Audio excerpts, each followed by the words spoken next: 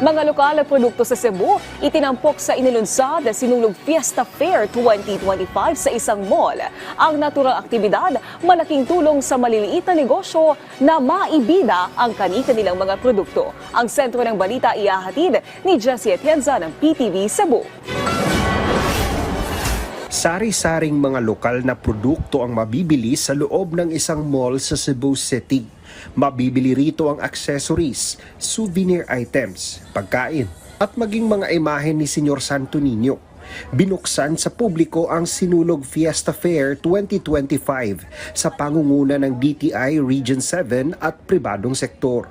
This Sinulog Fiesta Fair will be an opportunity for our MSMEs, especially those who are from Cebu, to showcase and sell their products to the locals and tourists, so wider market. So the traffic sa mall, it really brings in sales for our MSMEs, for our exhibitors.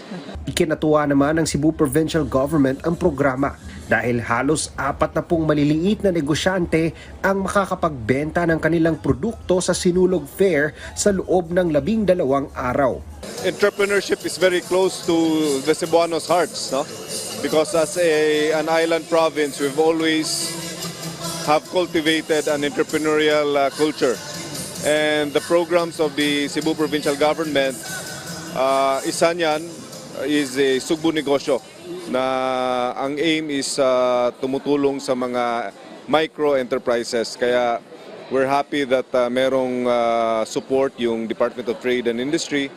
And itong exhibit na ginagawa nila gives an opportunity doon sa mga micro and small medium enterprises na ma-showcase yung mga products nila. Hopefully they can level up. Yes, actually we're very we're very helpful sa kanila. In fact, some of the MSMEs which started here in SM Cebu has become some of our tenants already.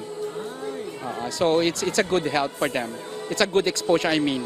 Ito na ang ika-19 na taon ng Sinulog Fiesta Fair na inorganisa ng DTI. Bukas ang fair sa publiko hanggang sa ika-26 ng Enero. Mula sa PTV Cebu, Jessie Atienza para sa Pambansang TV sa Bagong Pilipinas.